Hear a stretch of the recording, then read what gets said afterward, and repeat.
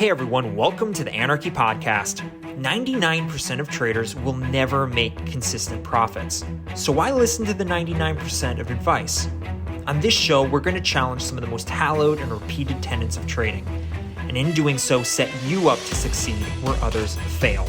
Spoiler alert, we don't have a secret strategy or magic wand that will let you skip out on the hard work of learning the markets, but we can debunk viewpoints that are holding you back. If that sounds good to you, come join us. And welcome to the Anarchy Podcast.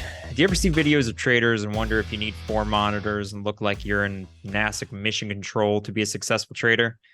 Well, today's show is for you.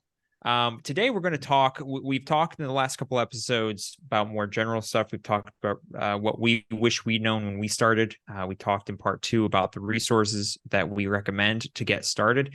Today we're going to get a little bit granular, talk best practices, our kind of a recommended training plan that we would, if my friend came to me and said, hey, I want to get into day trading, the specific training plan I would recommend for the beginner, and how to keep in the game until you're profitable, because that's really what it is. It's about sticking through it and giving yourself the best chance possible. So that's what we're going to talk about today. Jordan, how you doing?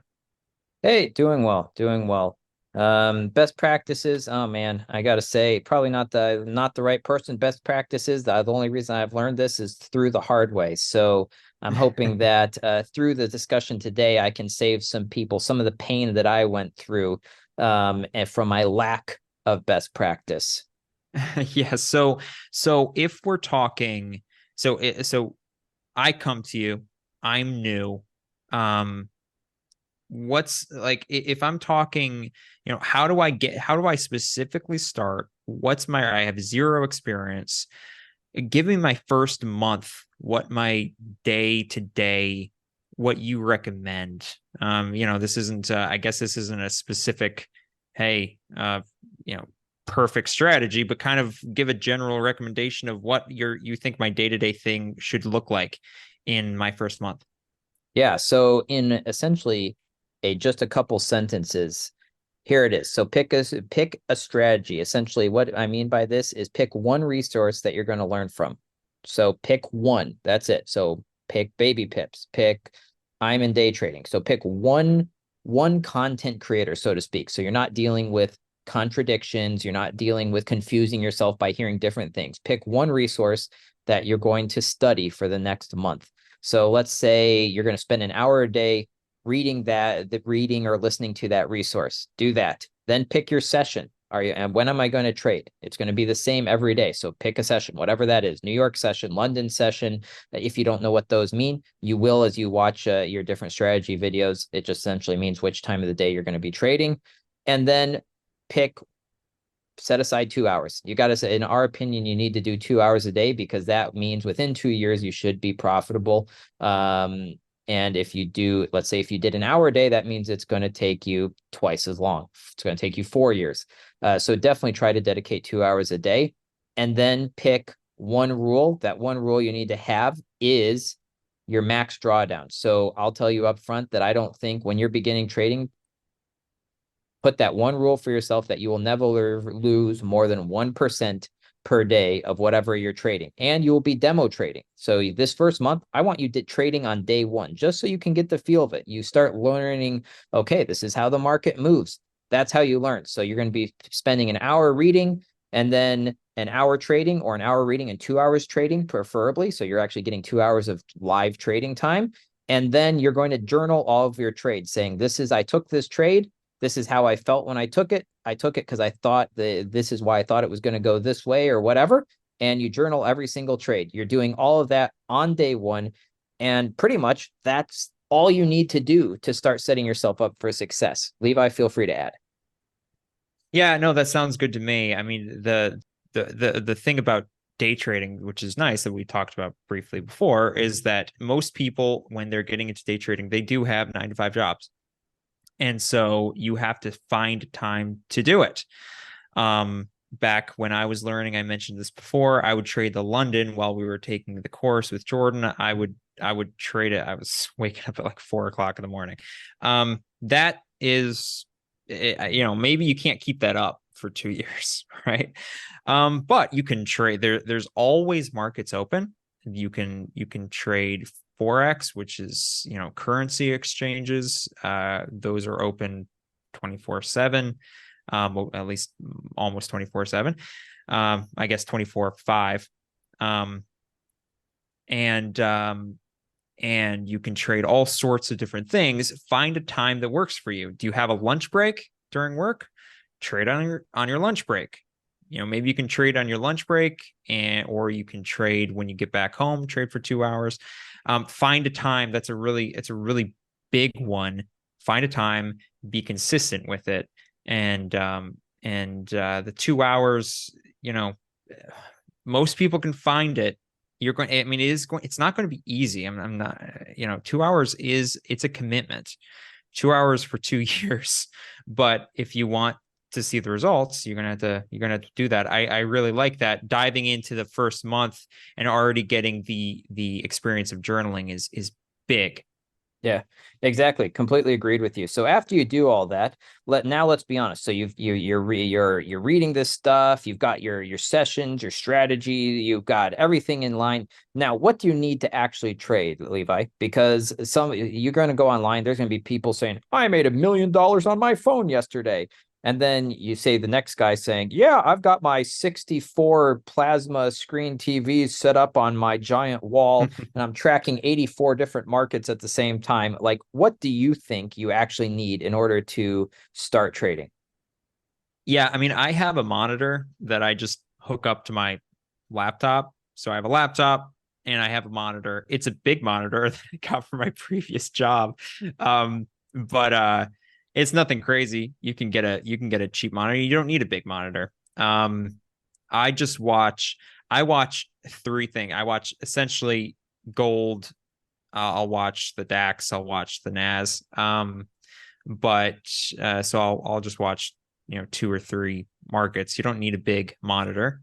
So I'll plug in my laptop. I'll leave my laptop open so I can have I trade on the 1 minute, so I'll have like my 5 minute charts up on my laptop on my left, and then I'll have my monitor up front, which has all my charts. Some people like having a million different monitors, and if that helps you, that is perfectly fine. But let me disagree with you there slightly, though. When you're beginning, I don't want you to have a bunch of monitors, because guess what? Information overload. Yeah, right. Like, I don't even want you tracking 3 markets. You shouldn't be. So when you're beginning, because again, we're talking beginners here, you should not be looking at gold, DAX, and let's say US 30 at the same time. You don't have that capability. So pick pick one thing that you're going to watch. And this is for the first month, because again, pretty soon you will need to watch multiple things if you want to get moves, especially in the London session. I used to only watch 3, and now I watch 7. But the fact is, when you're beginning, you only need to be watching one. So having only one monitor right now is fine. 2 max, because a lot of times we use TradingView for doing analysis of the markets, but then we actually execute on MT4, MT5. And so having one monitor with MT5 and then one monitor with TradingView, that's all you need. I'll be honest, I usually trade with a monitor, but I've been trading strictly just from my laptop for the past few weeks. And honestly, it hasn't hampered me at all. So I would just recommend, like, all you need is, it's nice to have an extra monitor because it's nice to be able to see the market. The only thing I'm saying that you shouldn't do is do not trade from your phone. You don't have enough information to trade from your phone. You can't see enough, and it makes trading too readily available. What I mean by is, you're sitting on the toilet and you're bored, so you want to trade, or you're in a fight with your wife, so you decide, oh, I'm going to take a little bit of a pity trade, or or a revenge trade. Like, it makes it too easy to trade. So, I have this rule for myself. I actually had to delete MT4 and MT5 off my phone for a while because I was trading on it. I have it on now, but do not trade from your phone because it makes it too accessible. The only time you should be trading is during your 2 hours sitting at your computer. And that's it. You don't trade any other times. It's never going to work for you. Hi everyone, Levi here to ask you if you like what you're hearing and haven't already, consider subscribing or dropping a review. We put this information out completely free, and we'll never ask you to buy a course, pay for a Discord, or any of the other garbage you're likely to hear from everybody else. So, if you think we've earned it, we'd be in your debt. And now going, we've talked about this before, but anybody who hasn't heard this, we recommend trading on the lower time frames. This is why watching only one chart actually works. Just to give a quick recap, we did a whole episode on that. Feel free to watch it. But most modern gurus tell you to trade on the 1, 2, 4 hour time frames, which makes it impossible to actually watch the market, to actually watch and learn how it flows. And so what you end up doing is just skimming through a bunch of different things and just seeing a bunch of snapshots of where the market is instead of watching it flow. We actually recommend the exact opposite, which is you should trade on the 1 or 5 minute charts. It moves faster, but it will train your brain of how the market works and how it flows, and you can actually watch it. So you can sit in front of your computer, watch one market, right? Pick whatever it is, put it on the 1 minute time frame, and you can sit there for 2 hours and watch 120 candlesticks go by, right? Instead of, if you're trading on the 4 hour, you're going to be there for months, right? So you're going to watch half of a candle. Yeah, and we have more information on that on that specific episode, but that's why what Jordan is saying works, where you can sit there and just watch one. The reason you can watch one and why we recommend it is because you can, if you trade on the lower time frames, you get to watch a bunch of the market go by and train your brain faster.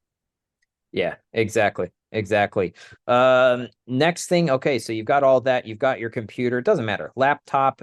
After that, you've got everything set up. The only thing that would be remaining, I'm saying, is find yourself some form of accountability. Find yourself a trading buddy. Find yourself a friend. It doesn't even have to be someone who's trading. Find someone, though, that you can talk to about trading, that you can analyze stuff with. It's very hard to be successful if you do this alone. Because, again, we've talked about it before. Your brain can play funny tricks on you and can make you do stuff that you don't even see.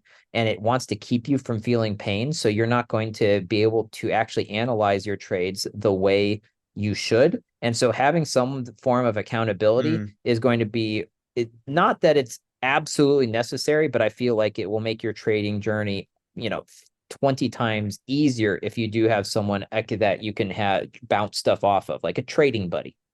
It can help you. What accountability can do is it can help you get through the slump, because there is, the trading, anything is anytime you learn something new, it's a bunch of highs and lows. Hopefully those highs and lows are getting higher over time. I just watched something yesterday. I was watching a business, one of the guys I follow, business podcasters, and he there was this chart, and I'd seen it before, but it's talking about the stages of learning something new, which is, the first stage is uninformed optimism, right? So this is, you watch the video on day trading, you're like, hey, that looks great. I can make a lot of money. It's fairly easy. Like it's uninformed optimism. That is the first stage. The second stage is informed pessimism, right? Where all of a sudden you start trading and you start trading with real money and you lose 30 trades in a row. That's me. And you go, uh-oh. And all of a sudden you're informed and you're pessimistic. You're like, oh, this is harder than I thought. That's stage 2. Stage 3 is your crisis. It is the crisis of meaning. This is the crisis in the middle, where all of a sudden most people stop. Most people, they reach this crisis because they've reached their informed pessimism. They know how hard it's going to be. They put in work and they're still failing. And most of them break out. They crash. Yeah, and as we discussed, that's about the 200-hour mark for most people. Yeah, and that's the 200-hour mark, and that's where accountability can really help get you. If you can push through that stage, you will reach that stage. I promise you. If you can get help to push through that stage, you finally get to stage 5, which is informed optimism. Now you're informed, but you're optimistic. Now all of a sudden you're breaking even. You can tell, oh, I'm getting a little better at this. Like all of a sudden it seems like overnight something's changed, and you're you're starting to recognize how the market moves, and you're informed, but you're optimistic. And finally, the final stage is achievement. So that was just something I pulled that up on my phone because I saw that yesterday, and I was thinking about this podcast. I was like, oh man, that's really helpful. That's where accountability can really come in. It can get you through that middle stage where, man, you've put in a lot of hours and you're not getting better. In fact, you're getting worse. That's a doozy. You're putting all this time and you're actually losing more money than you were at the beginning because at the beginning you were more random, right? You didn't really know what to do. So you're probably closer breaking even when you're a beginner. And then now you're actually doing worse. It's like you're learning to golf when it's like beginner's luck, right? The reason beginner's luck exists is because when you're a beginner, you don't know what you're doing. So you're not actively trying to fail. You're just kind of doing what feels right, right? So you give a beginner a golf club, you go out to Top Golf, and they take some swings and they're like banging it out into the middle of the end. They're like, wow. And it's like, what are they doing? It's because they're not thinking. They are actually in the zone. The reason they're in the zone is because they're just doing what feels right. But then to get better, you have to stop doing what feels right and you have to start thinking. And all of a sudden, when you start thinking, everything goes downhill. And so that happens in trading. You start losing more money. But you have to push through that because eventually you get to the point where you're back to where you were as a beginner, where you're not thinking, you're just feeling. But now you have all those hours of experience that go along with it.